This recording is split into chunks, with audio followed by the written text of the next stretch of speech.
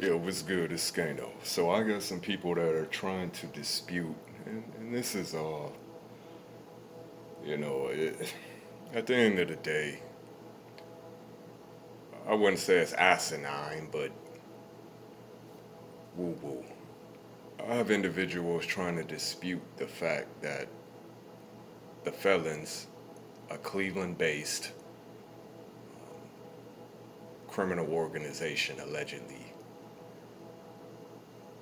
took over all of Ohio's prison systems, basically, and even extended farther than Ohio to places like Indiana. Um, the fact of the matter is, this was accomplished essentially from the inside out. Like I said before, the gang originated, one of the few gangs that I know of that originated inside actually a juvenile detention center in Cleveland. So,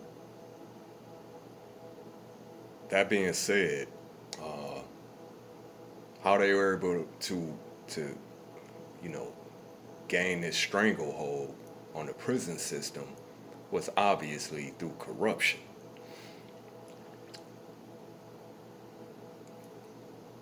Now let's be clear. All the old tactics, intimidation, extortion, you know, murder, all those things weren't played. But to garner true control and power, it's always corruption.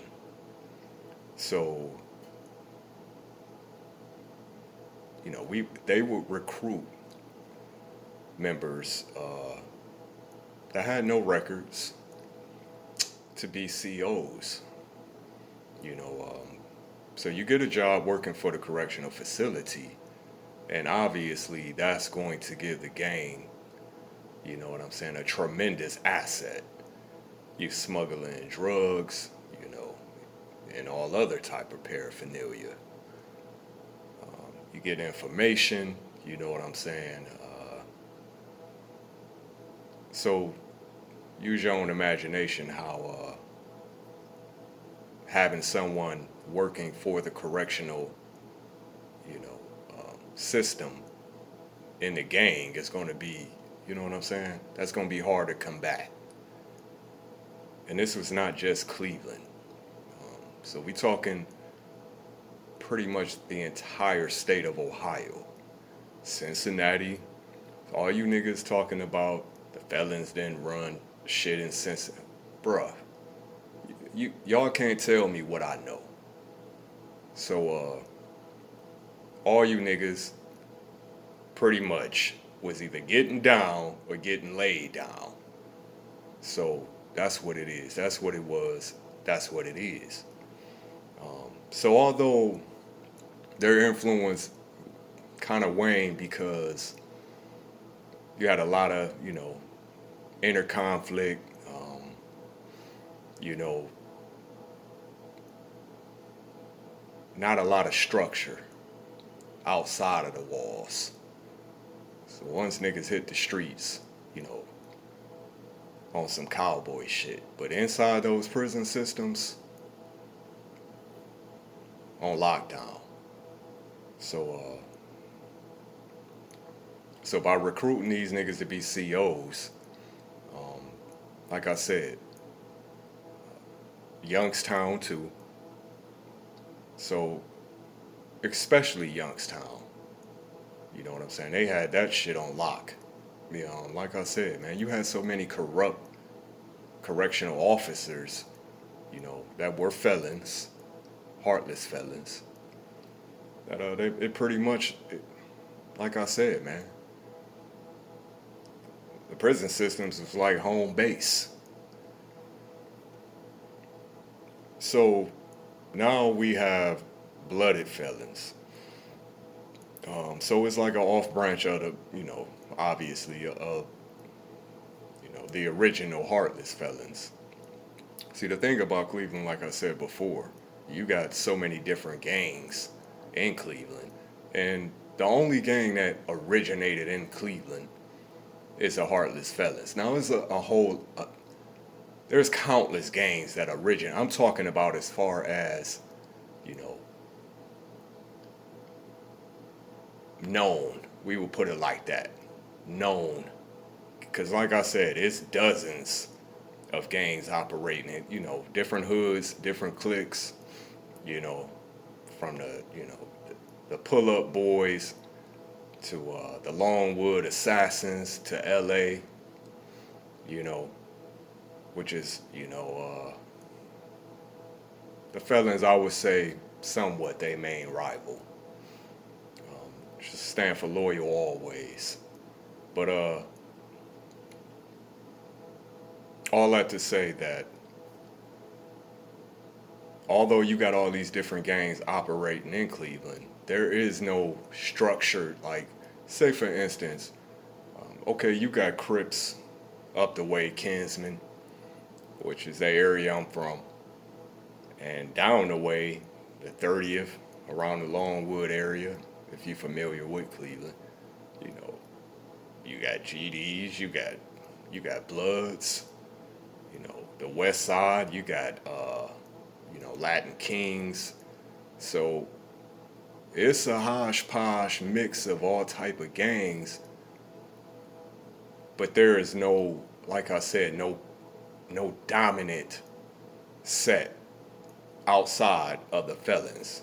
You know what I'm saying? So true enough, I personally,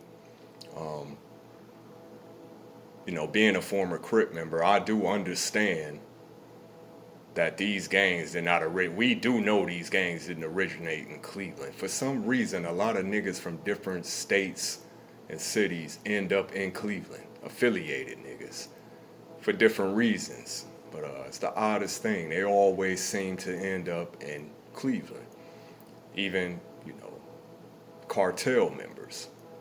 So we are aware that, you know what I'm saying? That shit originated in Cali. Outside of,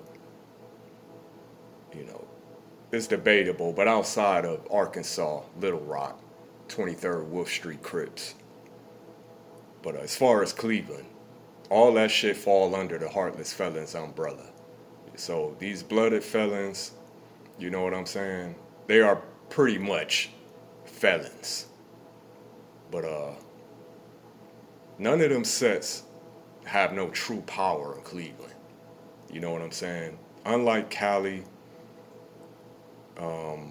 there is no one or there is no specific gang that has true control over Cleveland. You know what I'm saying? It's never been that way. It's always been a mix of different vice lords, BDs, like I said, all across the board. And that's the way it's probably always going to be.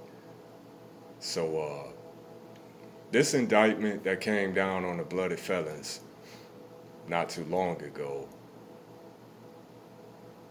it's not going to, although they hit a gang of top members, it's not going to stop shit. There's no way to undercut gang activity in Cleveland because there are no, being that it's not structured and you have no, what I would say, no true leadership. You got some OGs, you got some, but like I said, it's like the Wild West, the Wild Midwest. So there is no structure. It's always gonna be a new gang popping up somewhere. If you wipe out this gang, it's another gang. That's the way Cleveland operate. There may be, several gangs that control, certain sections of the city because they got, you know what I'm saying? They got the clout, they got the money, they got the guns, woo woo. Pretty much to, like I said, maintain this control, but it's always, like any city that got gang issues, it's always a power struggle. You know what I'm saying? So you always got gangs that That's the thing about Cleveland. You're gonna have over the course of, you know, over the course of years, you're gonna have certain gangs that rise above and kind of, you know what I'm saying, grab a hold of that dominance for a period of time, and they'll be replaced by another gang, and it just goes on and on and on, you know. But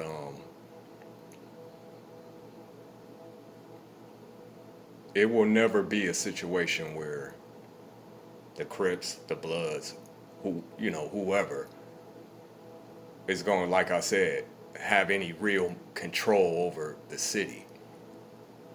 And the only gang that ever came close to accomplishing that, one, I'm saying one gang, is the Felons. And like I said, now you got these off branches, you know what I'm saying? Like the Blooded Felons. Whereas, that's why I said there's never going to be no one gang in Cleveland that's, you know what I'm saying? Now, as far as sections go, you know, and I suppose it's that way in every city. You got gangs that control certain sections. But the thing about Cleveland is you got niggas who are in gangs that are on blood sets, Crip sets, GDs, but they all in one gang. You dig what I'm saying? So that's how you would get these cliques like the Pull Up Boys, where it may be BDs, it may be Bloods, Crips, all in the same clique. You know, so that's the complexity of gang politics in Cleveland. It's not about, you know, what set you on, bro. It's about what area you from. You know what I'm saying? Because there is no allegiance to no one particular gang. But the city, I'm gonna be honest with you, man. Cleveland used to be a dope city, and by that I mean it. I used to really think Cleveland was the greatest city in the world when I was younger. It's small, but it still got that big city feel, not with all the overpopulation. But now it's turned into gangland pretty much. Depopulated, big, large swaths of the east side, just a wasteland, desolate, just gang territory. And that's pretty much what the east side is becoming.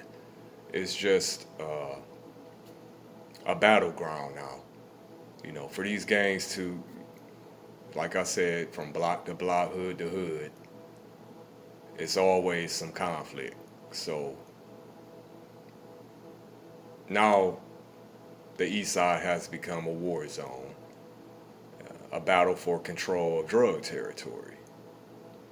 And so the beat goes on, man. And I'm not gonna get up here and try to preach to you niggas. You know, I don't like the direction the city is taking, though. I will say that. And I was once part of the problem, but as you grow, you evolve, and I don't like the direction the city is taking. You know, so it is what it is. But at this point in my life, you know, I'm an advocate against, you know, gang activity. Obviously, I don't condone that shit anymore. Uh, but see, that's the effects of gangs in general. It's not just the effects is so far reaching, man. And it's a shame that, you know, regular civilians, they have to reap, you know, what we've sown. Cause it don't just affect the niggas in the streets. It affect the entire city. And I'm really ashamed now. I wouldn't say ashamed, but I'm disappointed in myself that I actually contributed, you know, to the bullshit. But so I think now the state of Cleveland is it's up in the air. It could go either way, man. We could have a resurgence, but at the way it's being depopulated, people getting the fuck out of Cleveland, um, there'll be nothing left but the gangs. But it is what it is, man. 216 Skano from the gutter.